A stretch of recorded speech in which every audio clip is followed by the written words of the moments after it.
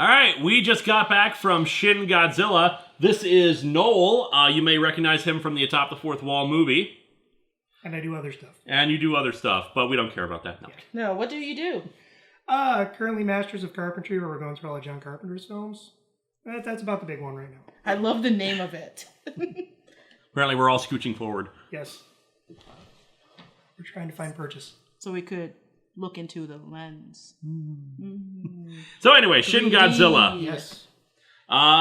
So right off the bat, spoiler free. I mean, at this point, I don't know if anyone can still see it, considering this was the last night it was going to air in Minnesota at the very least. No, I think this it was last 1 week year, last day, nationally. Yep. So, Blu-ray for everyone else, I guess. Yep. Unless it does really, really well, in which case they'll probably get a larger engagement. And based on what I've been hearing on ANN, Anime News Network, it got like 500,000 this past weekend. Which is not bad for a limited-run Japanese film. No. Spoiler-free thoughts right away. Let's go. Vika. It's a giant lizard! No. It's a Kubrickian satire of bureaucracy. Lewis! It's a family-friendly film for the whole family. The entire family dies. You at least see one child die. Oh, yeah. Yeah. So, yeah, it was pretty good. It's not a film for train otakus. Or it's the perfect film for train otakus.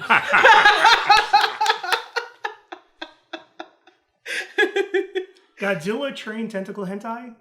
Oh dear. Those trains did wrap around. Oh god, no. And things were shooting out of a tail end. Godzilla X Train Dojinshi. Yes. The train looked at Godzilla with its burgeoning eyes. I want to know what people are thinking who haven't seen the film.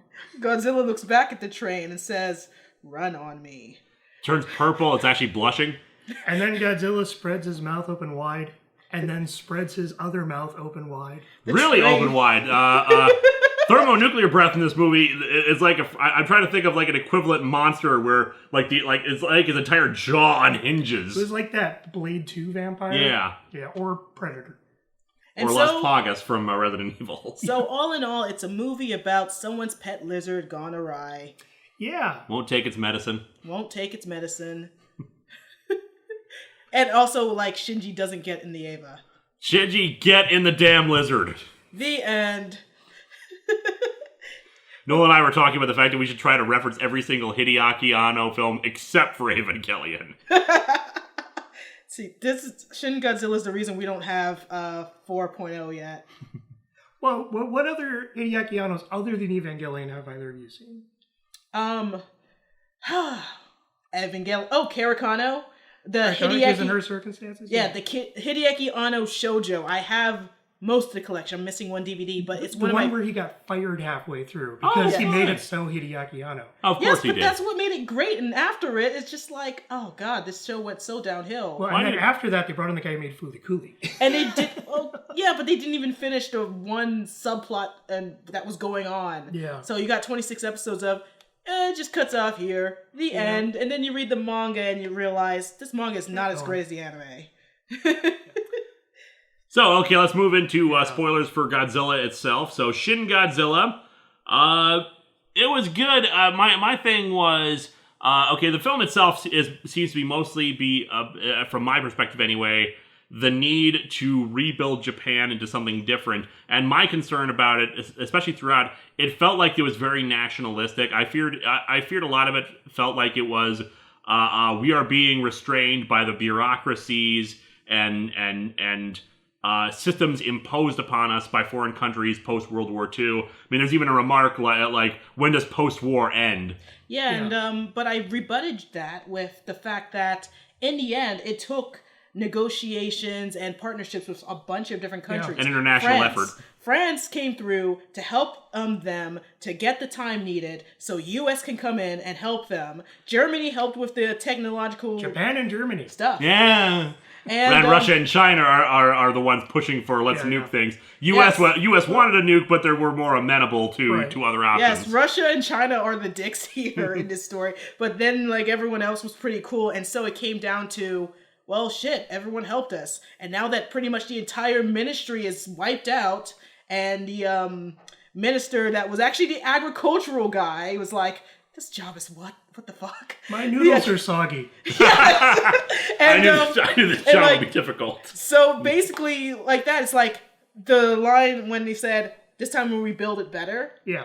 I think it's pretty much a response to, hey, nationalism's not going to work, so now let's make it better. Because there was also a specific line where they called out the militarism that led to World War II in the first place. Because there's a lot of Japan who are not fans of that too, but then they're also not fans of how we are still, or how, not we, but Japan is still held back by a lot of the treaties following World War II. Yep. So they can't fully develop on their own independently. And media is not created in a bubble. A lot of outside influences can affect, they say, a movie or everything. Two examples. One, the nationalistic thing, which they are having a rise of nationalism, pretty much like other countries in the world, us, UK. Yeah. But also, it was Lindsay Ellis's 9/11 video, which talked about how 9/11 visually affected movies after it. I think the tsunami actually had a play into some of the earlier shots in the film with the water and this is very much a disaster movie. And it like the same type of thing that we did with 9/11 visuals, they did with the tsunami visuals, which was even the radioactive contamination that came afterwards. Yeah. She and I got there a few minutes late. What happened in the very beginning of the movie? Like the first 6 minutes. Yeah. First 6 minutes were just regular shots around Japan. The Coast Guard finds this boat. It's the later found out to be the boat by the scientist. Yep. They just find this boat. There's nothing on it. And suddenly there's this huge plume of steam. And simultaneously, we cut down into the tunnel that runs underneath Tokyo Bay. Or I don't know if it's Tokyo Bay, but it runs under one of the bodies of water. And it caves in. And it's a lot of Cloverfield style people on their phones and all that stuff. That's when I walked in. Yeah, of like people scurrying around and everyone's just trying to figure out, is this a natural disaster? But then, you know, people on camera are seeing there's something moving in there and they're like, oh no, it's still just a volcano. Don't worry about it. You know, I love the guy who's like, what if it's some sort of marine life? Don't be stupid. It's marine life. Well, god damn it. His joke might have turned out to be accurate, except he wasn't joking. And I love the follow-up to that of, we don't think that it's possible for this thing to walk up on land. What's that? It's walking on land? What do you mean it's walking on land? I love the reaction shots of the minister every time he's like, whoa? I mean, it should be said that this is a Godzilla film that's not about Godzilla. It's about the bureaucracy. It's kind of like a realistic view of the bureaucracy and politics involved of what would happen if Godzilla actually walked up on land. I do love how the very beginning of the movie is just, we need to have a pre-meeting before our meeting about the meeting. Exactly. There's a Dilbert strip in this. and you see all those shots of like water and cars and sweeping over the land and people dying. And while people are talking, okay, hey, what does this ministry think we should do? What does this ministry think we should do? Oh my god, things are on fire! It was played so blatantly comedically. Yes. And I love the satire of it all, of just bureaucracy that's, I mean, and this is, I think, where a lot of the commentary on we need to fix the system that we're stuck in, because it's this system of checks and balances and rules and procedures, and they're like, we don't have anything in the rule book about this. Yeah, it's good for things when there's not a Godzilla going around. They have no precedent to deal with a disaster of this kind of magnitude. Yeah. I mean, and the first half of the movie is basically all of that working itself up to a point where it falls apart. And that's where the Prime Minister dies and everything. And that was also my fear about this movie promoting a pre-World War II nationalistic thing, because of course the more we go along and the less government there is, there's more autocratic power put into the hands of the Prime Minister, because we just need to get stuff done. Yeah. And then the second half of the movie is kind of more picking up the pieces and just being like, let's just set all that aside, and now we have to deal with the broader world politics, but we just set that aside and just do what we freaking need to do. I think the embodiment of that is the one girl, like lady character from the U.S. but also like has Japanese ancestry. I forgot her name. She's the half Japanese, half American daughter of the ambassador. Yes. Who, I don't know if you noticed in the credits, Don Johnson. Wait, What? I don't know if that was him, but they specifically never showed his face, and I saw Don Johnson's name in the end credits. Unless it's some other guy named Don Johnson. There's some other. There's got to be a few of them floating around Japan. There's a few other American characters who come in very, very briefly who I could not tell if they were English speakers natively or not. Oh, all the ones who were like not Japanese pretty much was like just fluent in whatever language they were speaking. Yeah, English. What's surprising German. though is the half American daughter of the American ambassador did not speak English very well. Well, it's Japan. They tend to go with these things based on can you speak it at enough that the Japanese audience won't care. Yeah. Because if they were speaking bad acting in Japanese, we probably wouldn't notice. But I kind of like how they work that into her character. She keeps switching between English and Japanese. Yep. And she's just kind of like, I'm so not used to honorifics. Just can we? She's gonna be the American president in her 40s. Yeah. I hope she was born there and not. I have to imagine so. Like, I'm gonna be president, and you could be the prime minister, so I could be your puppet. Yeah.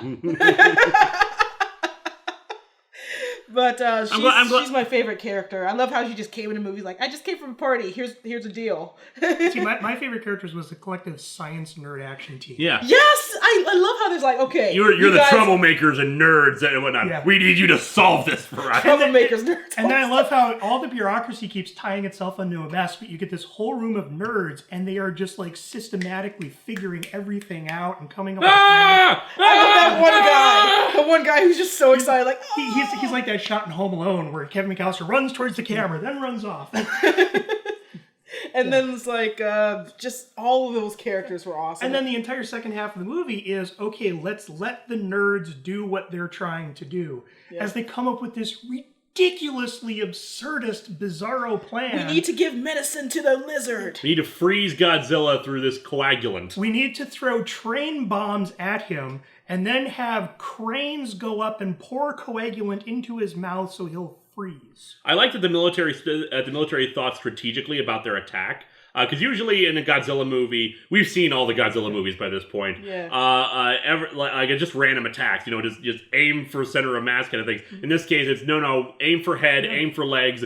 Either head will kill it or will disorient it, and legs will stop it. And actually, it did slow it down. Yeah. Even the first attack, though it didn't work, was still very well organized and well put together. Yeah, and they have to like at least go through everything. Like bullets don't work. Okay, bigger bullets. Those don't work. Missiles. Don't those work? Well, shit. What do we got? And then they get in the Americans who drop in like what those piercing missiles that literally burrow into. All right, big back. ass American. Oh yeah, he was missiles. bleeding. He like explosion of and blood. What I love is everything that the Japanese army throws at him, Godzilla is just kind of like.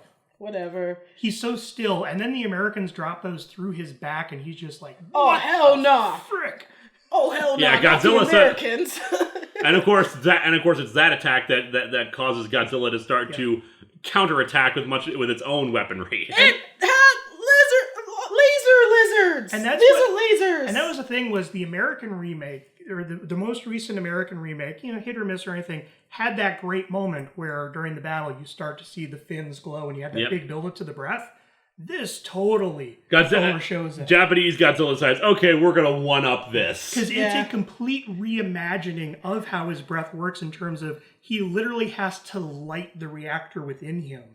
And then it becomes this like beam of energy that just slices through anything. Yeah, it's like an acetylene torch. Yeah. It's basic fire to begin with, and then it focuses into a beam of power. And then but then what's more, photon porcupine. Photon porcupine because they decided to up Godzilla's arsenal in this. It's not just the thermonuclear breath; it's back lasers and a tail laser at the very end. And then the tail laser comes out of nowhere. I love that. And everyone's like, "Where did that come from?" I was just like, "It has point defense lasers." That's what I loved, especially in the second attack near the end of the movie, where they're literally just throwing everything they have in them just to burn him out. And they're just sitting there on a hilltop as these back lasers are glittering through the sky above them. And it's like, send the 6th wave of drones. Send the 7th wave of drones. Send the 8th wave. Oh, send in the trains. Send in the train bombs. The trains like ride up his body. Like I'm not sure that's how that would work. I can't get enough of the line. Send in the train bombs. I don't care if that's how it wouldn't work. It was just awesome. I want that as like my desktop right now. and then that their strategy is also, let's literally just level the city on top of him. I know, they drop buildings on him. They just start blowing up their own buildings just to fold in on top of him and knock him over. And then again, so they could shove tubes down his throat. All right, give him the coagulant. Oh, he just destroyed all the cranes. Bring in the secondary cranes. They were prepared. They were prepared. You know what? Very in real life, convenient. it would not be this great. It's very convenient that he's like right in the middle of train lines so they can shove trains at him. And that's what I love is that they have this big build up to, if this plan doesn't work, the Americans are going to nuke Tokyo just to get them out of there. Yeah, and not just that the Americans are going to do that on their own. It's with UN support and Japan sign off on it. But just that whole bureaucracy of leading up to a nuke, and then everyone in Japan being like, can we please not be nuked again? Yeah, let's come up with a plan B and try to get it done as fast and as thoroughly as we can. Yeah, like go ahead, sorry. Oh, and it's like you literally are in a position where you have to come up with the best plan you can, and they did. Yeah, it's like it worked. Yeah. When the girl was like, I don't want to see another bomb like my grandma did or something. I was like, I love the way that it was pulling away and you just see the industry of Japan kind of cold and still behind her. And they showed some black and white pictures. Those were from Hiroshima. Yep, I've been there. Yeah, that one half melted tower is still standing in the middle of Hiroshima. Yeah. But now that they have a giant frozen Godzilla, we have a post-Godzilla society. It's going to be like Godzilla tourism. I was surprised they didn't try to shatter him. I'm surprised too that he didn't like fall apart under because I'd imagine they kept referring to it as freezing him. Yeah. I don't know if that's exactly how it works as much as it is.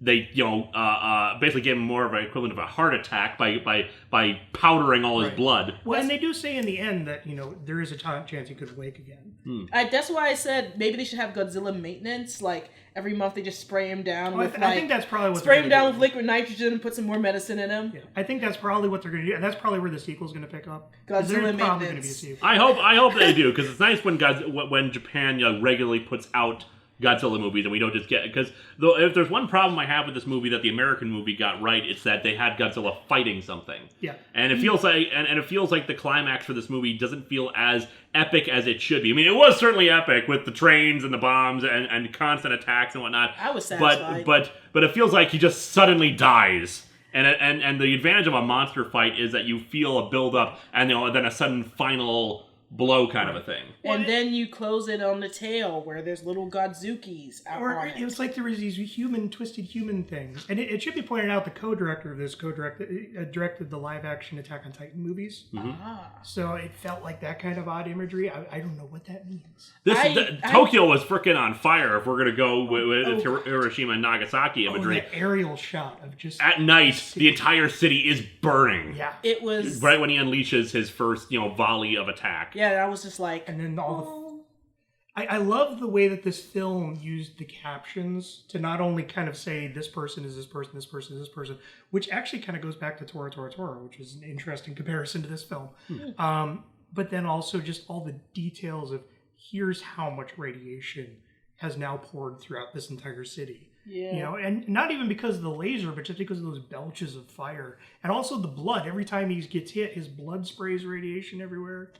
It's a mess. It's always that thought of why does anyone think that nuking Godzilla is going to work when the guy started with nuclear radiation? Yeah, I always thought that he would just become more powerful. Exactly. You're just going to feed him. It's like giving spinach to Popeye. He's just going to punch you in the face. Yeah. God. You don't nuke Godzilla! Why has no one tried that spinach bomb against Popeye? And suddenly he becomes like the big end of Akira. I mean, do they think that Godzilla's just going to gorge himself on radiation and fall over or something? Like, nuke could be like a vitamin for Godzilla. Yeah. It could be like a burrito for Godzilla. Honestly, given that it's Hideaki Anno, and given that so much of this movie is this kind of very dark, biting satire of how fucked up we are, I expected there was a 50-50 chance it was going to end with the end of the world. Or at least a nuke going off and going horribly wrong. And like chain reaction and the atmosphere ignites or something? I expected it was going to be a film where everything just keeps getting, like a whole end of Evangelion. Yes, but everything just keeps getting worse. But it ended so optimistically, and then they closed in on that Godzuki tale. Yeah. So, sequel bait. I think this is a great movie just to keep building upon. Yeah. Like, now you live in this post-Godzilla society. Japan has to rebuild. Yeah. And now we have a good plan for Godzilla. But what happens if there's another type of monster-like thing? Which leads me to believe that if they're gonna follow through with more with Godzilla versus Monster Earth 3 or something, whatever they would title it, that probably this is a good foundation. That any future monsters will just come from Godzilla's tail or whatever, if only because Godzilla's creation in this movie is a very specific incident. That's right. And then there was that moment where they found this tissue of Godzilla that seemed like it was starting to grow into something. And they had that theory that Godzilla can almost start spreading like a virus. Yeah. You know, and because and this is what's interesting about Godzilla is they have this theory that instead of propagating or reproducing, it is just one creature that continuously evolves into new forms. It's first. Speaking of which, Godzilla is a Pokemon. Yeah, I honestly, when that first monster appeared, I was like, is there another monster? Are they doing like a version of Anguirus or something? Because it's very goofy looking. Yeah. It looks like a puppy with gills. It's kind of like, you know what it kind of looked like? It kind of looked like that one monster from the Gamera movies. I can't remember his name. Like the second, like the one that he fought like in his second movie or whatever. The old ones or the 90s? The old ones. I haven't seen most of those. Because it starts out as an amphibious creature, so it doesn't need to blink. So it's just these big wide eyes. Fish eyes, yeah. It looked like goofy as all hell, and it didn't have like functional arms, so it just kind of like it had these nubs. Yeah, kind of like just kind of nubbed its way through Japan. I have big head and little arms. I don't think you thought this all the way through. See, and then I thought, because we had such eruptions of red fluid and all that stuff, I was like, is this a baby Godzilla that Godzilla gave birth to? And are we going to do the Gorgo thing of, oh, they killed the baby and now mom comes back for revenge? But then the baby just literally grows up into Godzilla. And I'm just like, holy shit, it's a Pokemon. Spontaneous mutation to adapt to the new surroundings. Digivolve.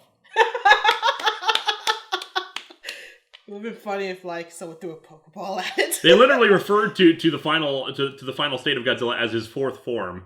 Yeah, what was his first? I think his first was like the little dog gill thing. Yeah, but I thought that was. See, I thought I would have imagined that would be his first form, but since they refer to it as the fourth form, I'm like, okay, so the first is like the first form, just the one that was in the water that we didn't really get a good look at. What was Third Impact? I'm wondering if that was just a reference to that. See, that's the other thing. I think the mutation thing, while you could go the Pokemon route with it, it felt very much like an Evangelion thing, where the angels would mutate and adapt to whatever counterattack was used against it. But can we put it in a Pokeball and save Japan? That's what I suspect is going to happen. Not necessarily a Pokeball, but in a sequel, like one of the other Godzilla children or Godzilla himself. We have to wake up Godzilla to fight this new menace. Yeah. That would be crazy. What takes what kills another lizard? A bigger lizard. Let them fight. I want to know how, because I also love just how realistic the sci-fi science fiction is. They play loose with the science, but that's because they're just suggesting things instead of actually getting in the details. I want to know what their Mothra Island would be like. With tiny little singing twins. They do mention was it Odo Island, which is from where the original Godzilla came from. Well, and then that's interesting also that we have this backstory of Godzilla being tied to this one scientist, but they never fully clarify, did this scientist predict Godzilla? Did he create Godzilla? He said they say he predicted that something like Godzilla would emerge. But then later in the story, as we're finding out more things, it's like, did he actually trigger the reaction that led to Godzilla? But I kind of like that they're playing loose with that, because that's again a thread you can pick up on in a later entry. And they did mention that he was anti-radiation or wanted safe radiation. Yeah. He wanted to and his wife died from radiation. Yeah, so I doubt, and he did so. Probably didn't want revenge against Japan, but it was very much like when his last words were to offer a solution to Godzilla, to something like Godzilla, or at least that kind of nuclear fallout, and his last words were, "Do what you will." Well, the question is that I have though is, are those words that he's saying to humanity or words that he's saying to Godzilla? That brings a whole new meaning to "do as you will." Because I mean, that origin story is basically Victor Freeze, you know. Damn. But God, this was a good movie. This was very good. I loved it. Yeah.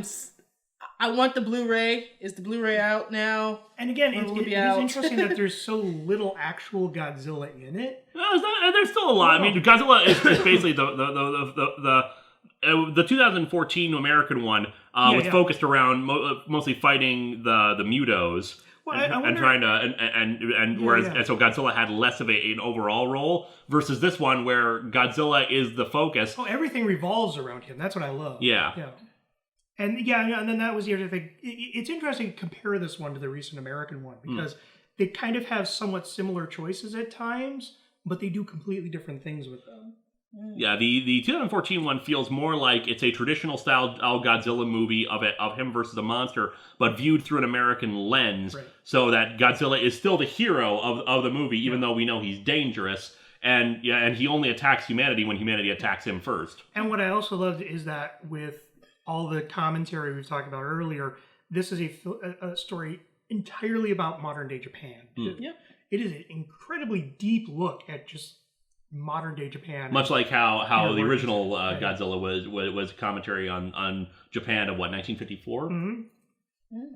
So pretty much is in tradition of the older films without going too far away from them. What I would actually say, it also reminds me a lot of, because Kurosawa always wanted to make a Godzilla movie, but they would never let him because they figured he would go wildly over budget. It reminds me a lot of the same year Godzilla was made, and he was best friends with the guy who made Godzilla, and in fact they directed together.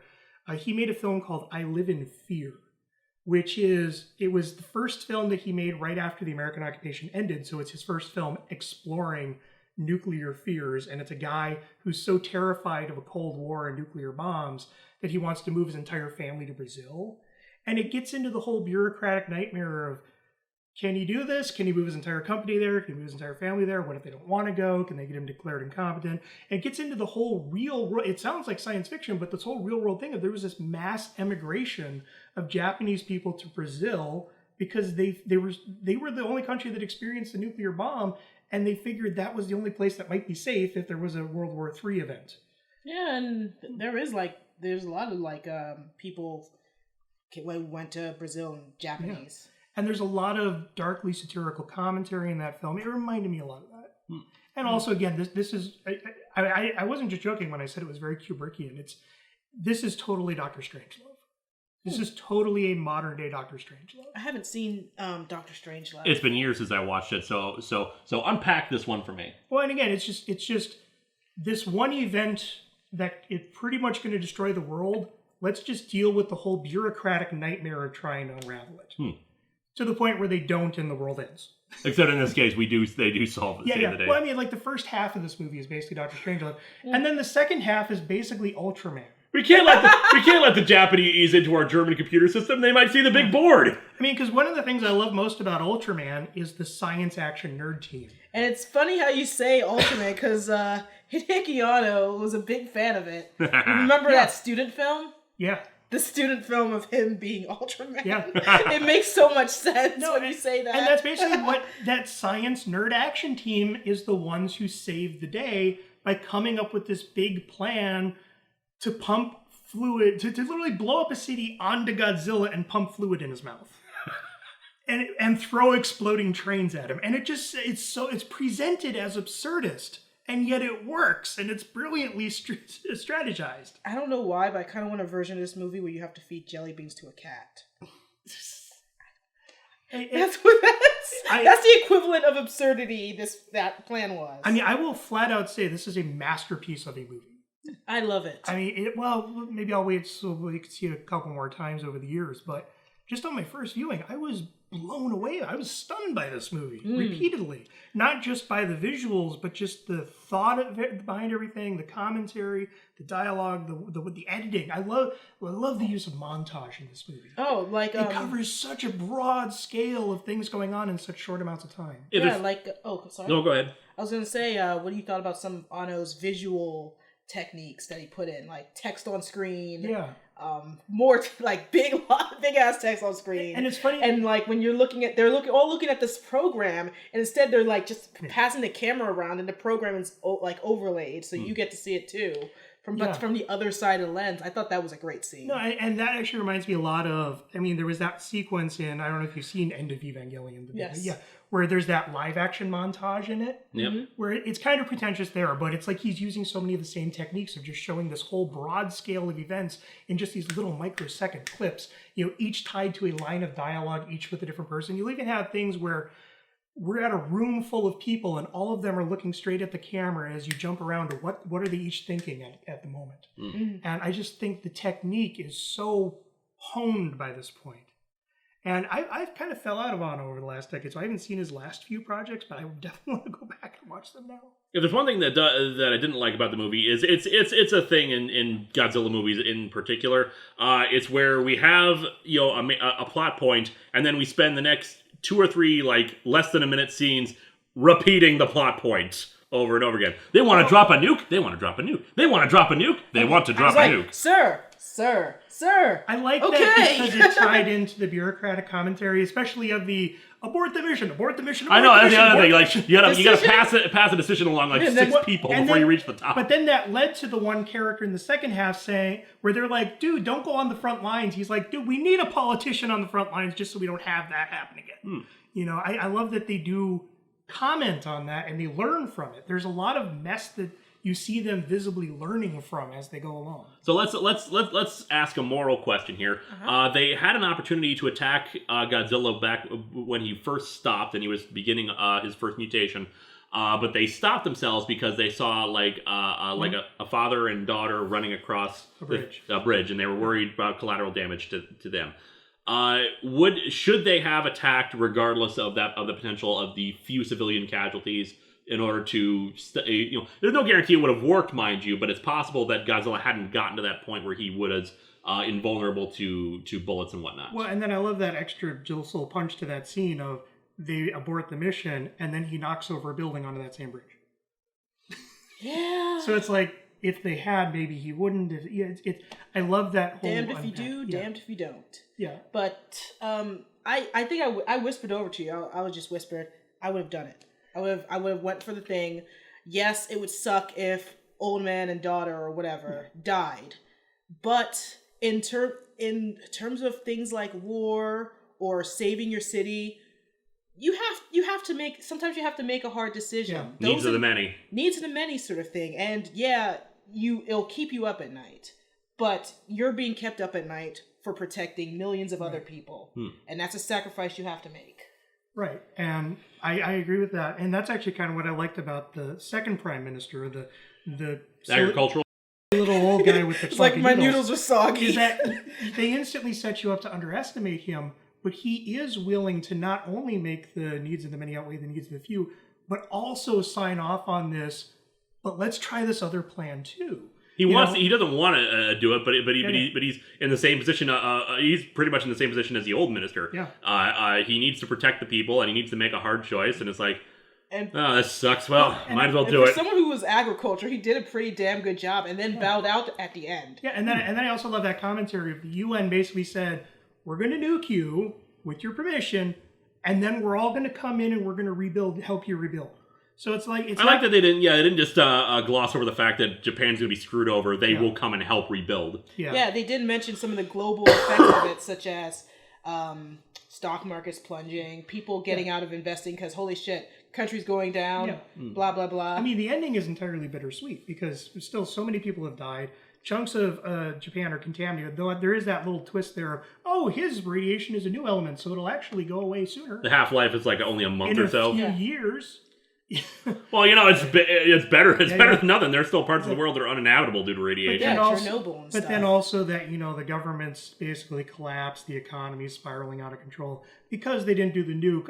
It's left open as to whether or not the UN will still move in and help everyone. Yeah, they seem to make it seem that's the other thing that made me worried about the nationalistic thing, because it made it seem like that they would not come and help them unless they did the nuke plan. But and their attitude was, Japan needs to stand on its own, kind of a thing. I'm just like, you really can't. After this, it's going to be really hard for them to reconstruct and blah blah blah. And one of the characters was like optimistic about it, like we've done it before, we can do this again. Yeah, and that's where I'm going to be very curious to see if this does. I don't know if this is going to be like the Millennium series where all subsequent films are going to be standalone, or if this is going to be like the Heisei era where it is this kind of broader continuity. I would love to see a direct sequel to this movie that picks up on what is the world like a few years from now, because the Heisei era played with ideas like that, where you kind of see society starting to reshape itself just due to the fact that they have to deal with monsters on a regular basis. Yes, a post-Godzilla society. That's what I want to see now. I want to see just get into the actual like mechanics and politics and science of where would society realistically go following these events. They focus a lot on the idea that Godzilla was had a lot of interest from energy companies and energy ministries, just because of the fact that he was generating new elements, new energy sources. Yeah. And he himself was just like a giant nuclear fission reactor. I'm just imagining a Brent Spiner-like character in the first Independence Day saying, the last few hours has been very exciting. For like science. But yeah, like I'm really interested in that, and holy crap. I'm just imagining Brent Spiner pressed up against glass. I still haven't seen Independence Day 2, and I hear he's back for that.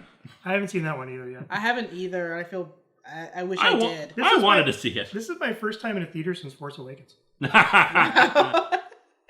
were no trailers in front of the movie, I assume. So many commercials, though. Commercials for what? Godzilla stuff? No, just commercials. Oh, wow. they even told me when I bought my ticket, now there's no trailers, so it's going to start right at 7:30. Yeah, it started like at 7:35 after just like a bunch of Chrysler ads and stuff. So we didn't miss that much. But yeah, like we got there late. They were just movie started. I was the chaos in the tunnel. That's like just 2 minutes. Oh, cool. Yeah, so like I only missed 2 minutes. Good. Okay, good. But I mean, I like how, because there's a lot of handheld footage or all that stuff. It kind of comments on the post-Cloverfield giant monster movies. Yeah, there's a little Cloverfield influence in this. It's very much building on kind of like post-2014 Godzilla movies. I love that there's even a line where someone jokingly says, well, and once we kill the creature, maybe we can just build a city inside its remains. Pacific Rim. We thought we were talking about the same thing. Maybe it was a Pacific Rim reference. It's like a culmination of what became before it, and as well as other franchises. It is. It's kind of bringing things. It is that kind of deconstruction, reconstruction type thing of the tropes and everything. It's a fascinating. And potential 2014 Godzilla reference with the fact that the Americans are pushing to nuke us again. Yeah, but if this was in New York, everyone else would be pushing to do it there too. Yeah. And that's technically what happened in Los Angeles in the 2014 Godzilla movie. No, and that's where I like that they're not just like straight up demonizing America, but they are playing up with the complications of always working with America. Some of their jabs at America are fair. Yeah, let's face it. America screws a lot of stuff up, and of course it's America's screw up that causes Godzilla to get its thermonuclear breath. Yeah. And we get to see a little bit of stuff from the U.S. perspective. Yeah. So it wasn't just straight up, God damn it. And there was that whole thing, the Science Nerd Action Team brought in American Science Nerd Action Team. Yeah, and they even got a line. Although American Nerd Science Action Team was, let's nuke it. Well, you got at least one person who didn't say, just nuke it. One line, had no idea who that guy was, but... Yeah. And then they left right afterwards. It's like, why were you even here? Hi, we're Americans. Bye. Hi, we're Funimation staff.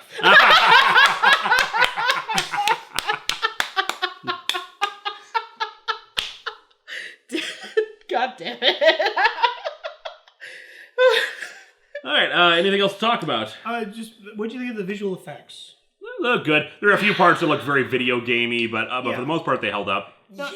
And I did see, and the guy who did this, who co-directed this with him, was the effects supervisor. He did the effects for all those 90s camera movies, and he was the director of those live-action Attack on Titan movies. And those had horrible scripts, but visually had a lot of very striking imagery. I thought, even though the rendering and some of the CGI was a little obvious, I thought the framing of the shots was great, especially when when the full Godzilla emerges, and there's just these craning up shots as he's just lurching forward.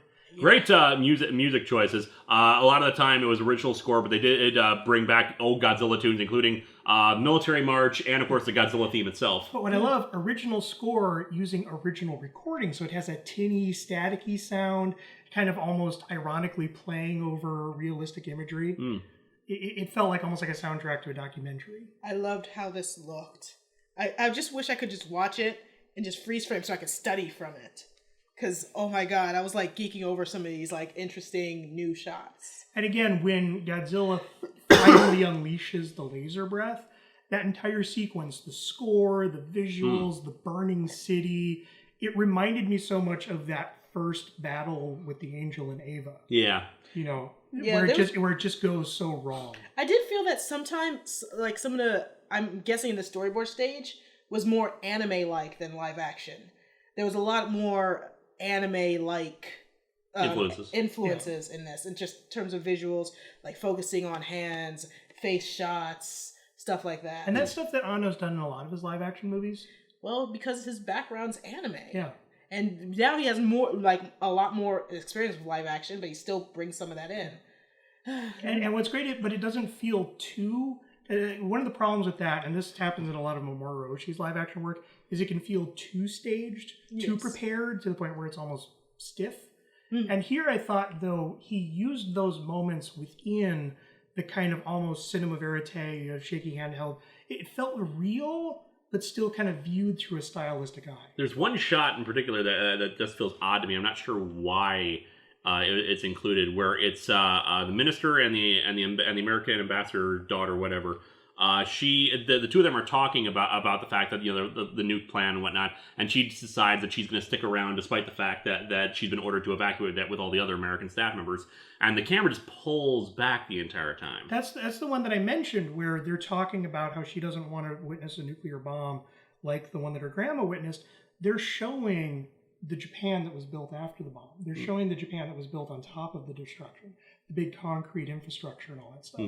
That's why it's focusing less on them and more on Japan and the city they're trying to protect. Yeah, that's what I liked about that shot. Okay. That was one of my favorite shots, and I was just wondering, how did he do it? Did he just have a drone following them and then put it out? Just a crane. Or a crane? Yeah, they probably dubbed in the lines later on. Yeah, or little mini mic. They have mics. Mini mic. Yeah. That worked too. Hi, I'm Mike. I'm Mini. Oh, god damn it. Something else. I'm serving the Crunchyroll. There's something else I was going to mention. I can't remember what it was now. Pokemon.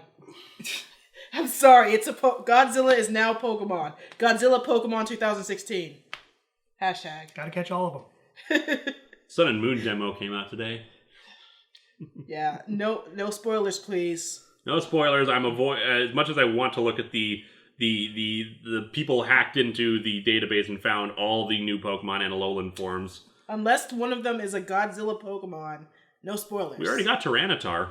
I mean, a better Godzilla Pokemon. Tyranitar's awesome. Waving around his little arm nubs. Yes. Tyranitar's little arm nubs. It's not. No. It's dark and rock type. But yeah. Any other thoughts on the movie? I'm trying to think of what else to say. I mean, it was very enjoyable. It was very good. I want to watch it again. Me Because too. there's so much in there to unpack. Now I really wish we didn't wait for the last day to watch it. This is a film where I actually do want to watch it with a dub. Just because there's so many captions as well as the dialogue, it'd be nice to just be able to kind of take in the experience of just watching the movie with the captions. Yeah, if it would have to be a good dub, or else I'm just going to be like kind of Even if it's a stodgy dub, I just want to get the experience of just kind of focusing on the characters while the captions are all going on. Because there's so much information flying at you. Speaking of captions, that scene where they had like shitloads of text that I was just like, they can't caption it all. That's what I love. They basically caption the first. They translate the first one just so you get the sense they're all talking about radiation. And then it's like text, not translate. I hope in the Blu-ray that they will just go in and just like replace the Japanese with English things. So it's just straight up. They would, but then the hardcore fanboys would say, you're censoring the movie. No, they'll just have both. They have two versions on one. There's a reason why Streamline did that stuff. Forget Streamline. I mean, you could have both versions on one disc, or just like a little branching thingy. So yeah, it's just like I hope they do that with all the on-screen text. Make that English. Yeah. And it was fun that I got to do this with you because we didn't even know we were going to be at the same theater. Oh yeah, we just kind of ran into each other there. And you guys were sitting in the same aisle. And I heard you say something vegan. I'm like, is that vegan? So yeah, I was like, hey, come do a film with us. There were quite a few people there, actually. I was actually quite surprised by that. It was like half the house. A bunch of teenagers too. Well, probably because people are trying to get it into it last minute.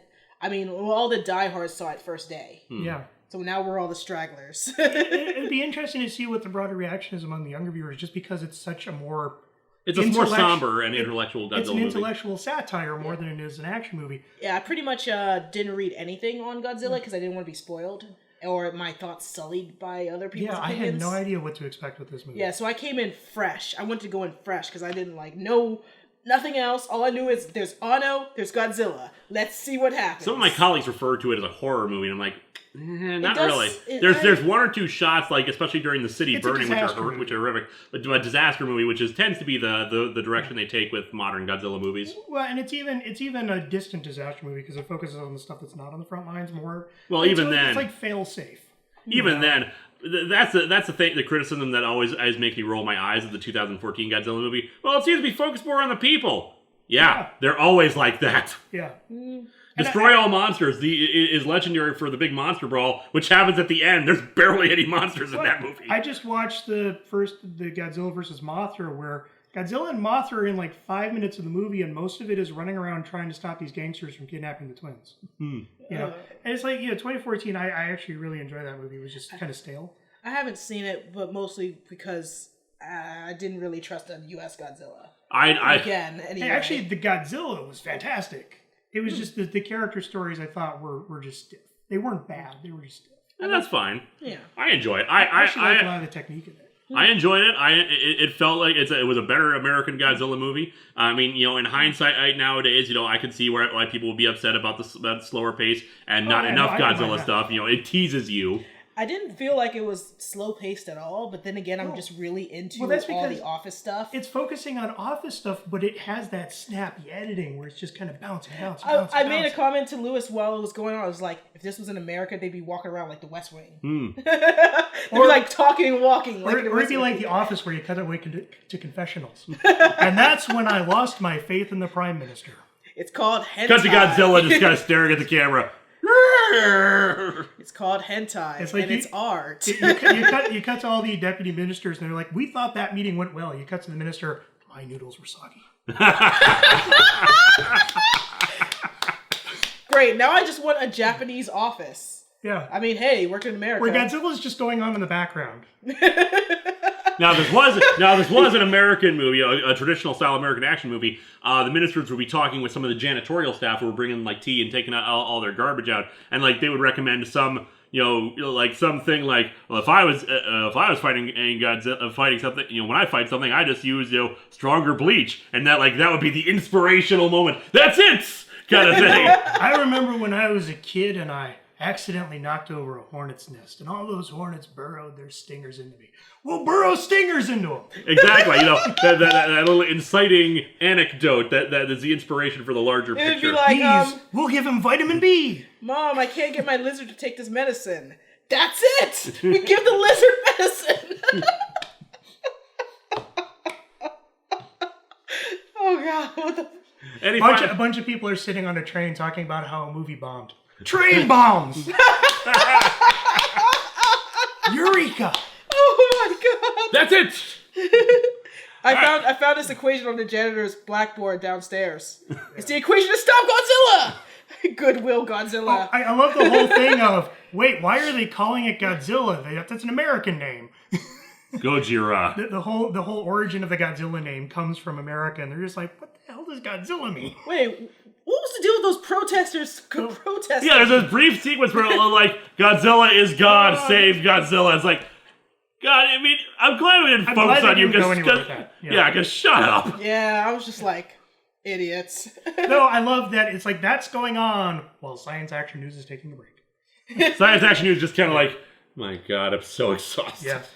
No, I love going back to the name. I love the little buried joke there of someone is like, God, is it like some kind of a big gorilla or is it a big whale? Because Gojira is gorilla. Yeah. Wait, what? Gojira is a combination in of the the Japanese words for gorilla and whale. In the original, when they created the original movie, that's how they got the name Gojira. It's gorilla whale. Yeah. I don't know what to think. Because Godzilla also had its origins in a 1952 unofficial Japanese remake of King Kong. That kind of didn't survive because of copyright reasons. Yeah. It's one of those really cool lost films that everyone wants to rediscover. Yeah. But what were you saying? Final thoughts. I want to see it again. I absolutely want to own it. I want to just unpack this movie further. Vegan? When does the Blu-ray come out? I enjoyed Funimation? Funimation?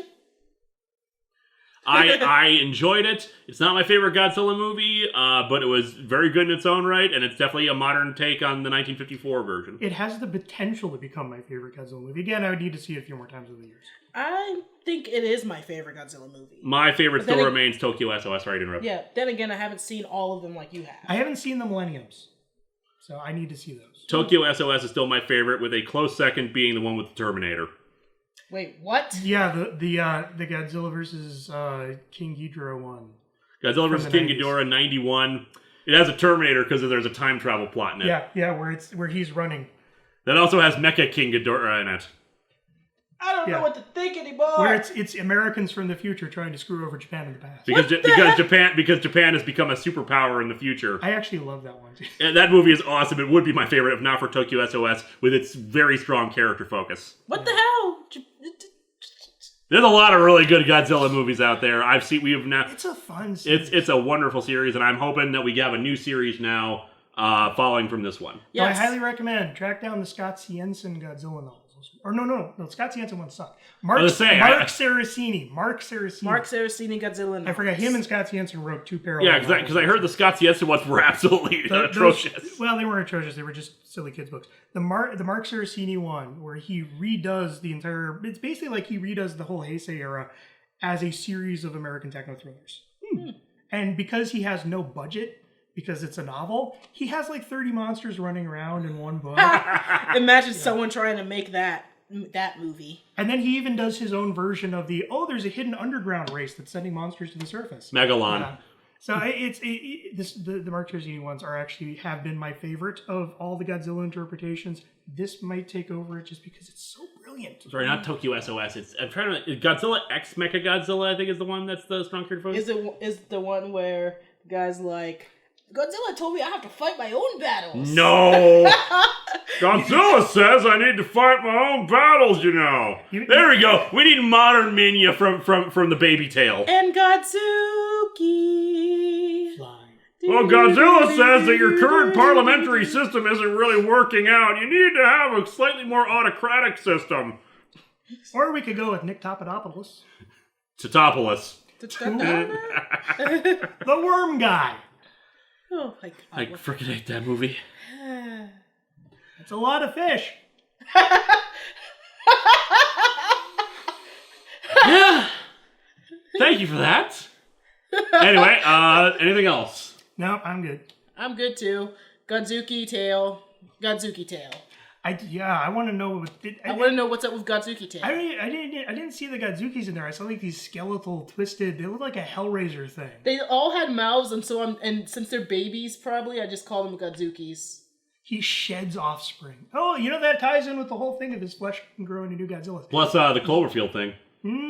Oh dear. Anyway, that's it from us for Shin Godzilla. If you get a chance to see it, go see it. Bye. Bye-bye.